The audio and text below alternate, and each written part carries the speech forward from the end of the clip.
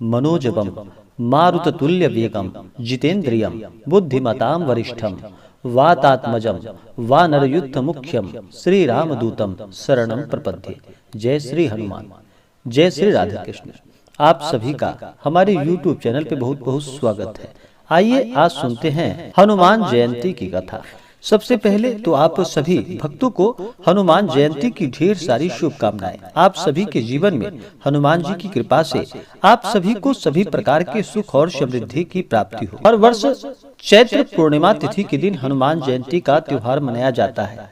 हिंदू धर्म में पूर्णिमा तिथि का बड़ा ही विशेष महत्व माना गया है। पूर्णिमा तिथि के दिन स्नान करना, दान करना, भगवान श्री हरि विष्णु का पूजन करना, भगवान सत्यनारायण का पूजन करना, चंद्रदेव का पूजन करना, माता लक्ष्मी का पूजन करना, यह सब बड़ा ही लाभकारी माना गया है। चैत्र पूर्णिमा तिथि के दिन इस दिन हनुमान जयंती भी मनाई जाती है। हनुमान जयंती के दिन विशेष प्रकार से हनुमान जी का पूजन किया जाता है। वैसे हनुमान जयंती का पर्व बहुत से जगहों पर अलग अलग महीने में मनाया जाता है। बहुत से जगहों पर हनुमान जयंती जो कि चैत्र पूर्णिमा तिथि पर मनाई जाती है, बहुत से जगहों पर इसे कार्तिक कृष्ण चतुर्दशी तिथि के दिन हनुमान जयंती का पर्व मनाया जाता है। तमिलनाडु और केरल में इसे मार्गशीर्ष महीने के अमावस्या तिथि के दिन मनाया जाता है तथा उड़ीसा में वैशाख महीने के पहले दिन हनुमान जयंती का त्योहार मनाया जाता है। हनुमान जयंती के दिन विशेष प्रकार से हनुमान जी का पूजन करने से अनंत गुना पुण्य फलों की प्राप्ति होती है। हनुमान जी जो कि भगवान शिव के 11वें रुद्र अवतार माने जाते हैं, जो भी सच्ची श्रद्धा के साथ हनुमान जयंती के दिन हनुमान जी का पूजन करते हैं, व्रत को रखते हैं, भगवान श्री रामचंद्र का पूजन करते हैं, इससे अनंत गुना पुण्य फलों की प्राप्ति होती है। हनुमान जी अपने भक्तों की रक्षा करते हैं तथा उनकी सभी मनोकामनाओं को पूर्ण करते हैं। शास्त्रों के अनुसार जो भी भक्त सच्ची श्रद्धा के साथ हनुमान जयंती के दिन हनुमान जी का पूजन करते हैं, हनुमान चालीसा, सुंदरकांड, बजरंग बाण आदि का पाठ करते हैं, उनके जीवन की सभी बाधाएं दूर होती है। हनुमान जी बुद्धि, विद्या और बल को प्रदान करने वाले हैं।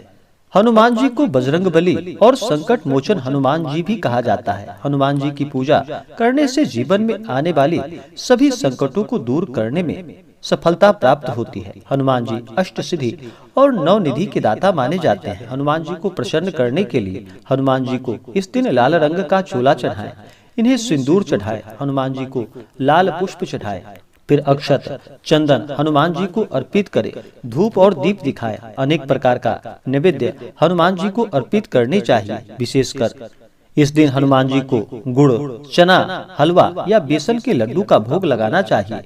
इससे हनुमान जी अति प्रसन्न होते हैं और अपने भक्तों को मनोवांछित फलों को प्रदान करते हैं। विशेष प्रकार से इस दिन राम रक्षा स्तोत्र आदि का पाठ करना चाहिए या श्रवण करना चाहिए। इससे अनंत गुना पुण्य फलों की प्राप्ति होती है। तो आइए सुनते हैं हनुमान जयंती की कथा। तो बोलिए प्रेम से हनुमान जी महाराज की जय। शास्त्रों के अनुसार हनुमान जी को राम भक्त माना जाता है। हनुमान जी को बल, बुद्धि, विद्या, शौर्य और निर्भयता का प्रतीक माना जाता है। जब कोई परेशानी सामने खड़ी हो जाती है तब हनुमान जी को याद करने से और सच्ची श्रद्धा से इनका स्मरण करने मात्र से ही हनुमान जी अपने भक्तों की रक्षा करते हैं। हनुमान जी को अन्य कई नामों से भी जाना जाता है, जैसे कि चिरंजीवी, बजरंग बली, पवन सुत, महावीर, बाली बीमा, अंजनी सुत, संकट मोचन और आंजनेय आदि के नामों से इन्हें जाना जाता है। हनुमान जी ने अपना जीवन राम भक्ति में ही व्यतीत किया कि पौराणिक कथा के अनुसार एक बार महान ऋषि अंगिरा इंद्र के देवलोक पहुँचे। वहाँ पर इंद्र ने पुंजिकस्थला नाम की अप्सरा द्वारा नृत्य प्रदर्शन की व्यवस्था की, लेकिन ऋषि को अप्सरा के नृत्य में कोई दिलचस्पी नहीं थी, इसलिए वह गहन ध्यान में चले गए। अंत में जब उनसे अप्सरा के नृत्य के बारे में पूछा गया तो उन्होंने ईमानदारी से कहा कि उन्हें नृत्य देखने में कोई दिलचस्पी नहीं। यह सुनकर पुंजिकस्थला ऋषि पर क्रोधित हो गई। बदले में ऋषि अंगिरा ने नर्तकी को श्राप देते हुए कहा कि वह एक बंदरिया के रूप में धरती पर जन्म लेगी। पुंजिकस्थला ने ऋषि से क्षमा याचना की। इसके बाद फिर ऋषि ने उसे आशीर्वाद दिया और वही ऋषि के आशीर्वाद के कारण सतयुग में वानर राज कुंजर की बेटी अंजना के रूप में उस पुंजिक स्थला ने जन्म लिया और फिर उसका विवाह कपिराज केसरी से हुआ, जो एक वानर राजा था। और फिर वानर राज केसरी और अंजना के द्वारा एक पुत्र का जन्म हुआ, जो कि यही महाबली पवन पुत्र हनुमान जी कहलाए। पवन पुत्र हनुमान, जो कि भगवान भोलेनाथ के 11वें रुद्र अवतार माने जाते हैं। यही हनुमान जयंती के उपलक्ष्य में हनुमान जी का पूरे विधि विधान के साथ पूजन किया जाता है। एक और कथा के अनुसार सतयुग में राजा दशरथ ने संतान प्राप्ति के लिए गुरु वशिष्ठ के मार्गदर्शन में पुत्र कामेष्ठी यज्ञ करवाया, जिसे कि श्रृंगी ऋषि ने संपन्न किया।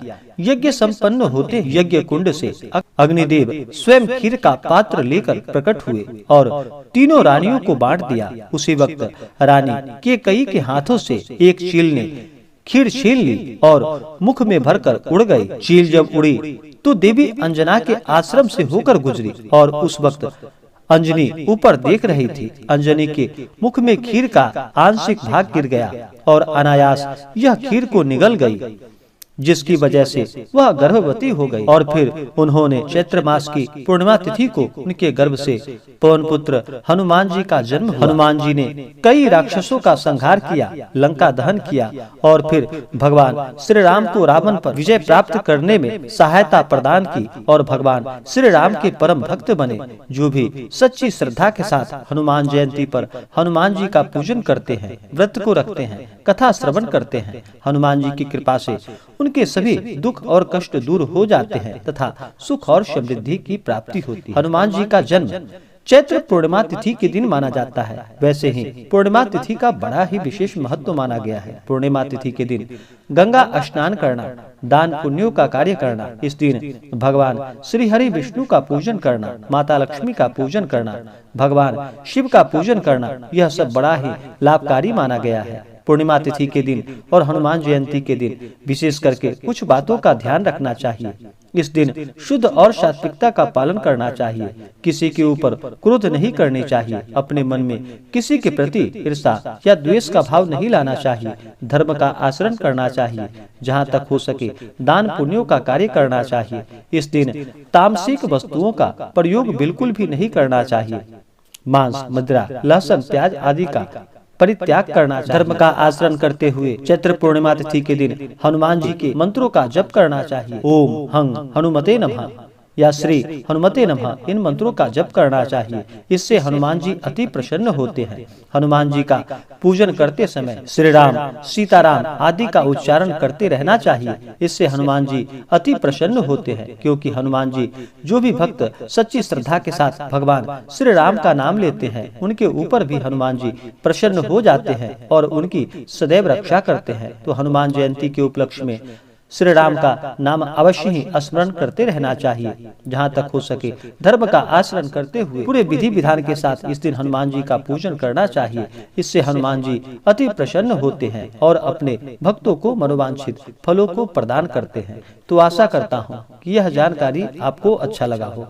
ऐसे ही ज्ञानवर्धक जानकारियाँ प्राप्त करने के लिए हमारे इस चैनल को लाल बटन दबाकर सब्सक्राइब करें, साथ में बेल आइकन घंटी दबाएं, ताकि मेरे वीडियो का नोटिफिकेशन आपके पास सबसे पहले पहुंचे।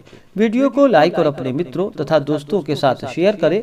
सुखी रहें और स्वस्थ रहें। जय श्री राधे कृष्ण। धन्यवाद।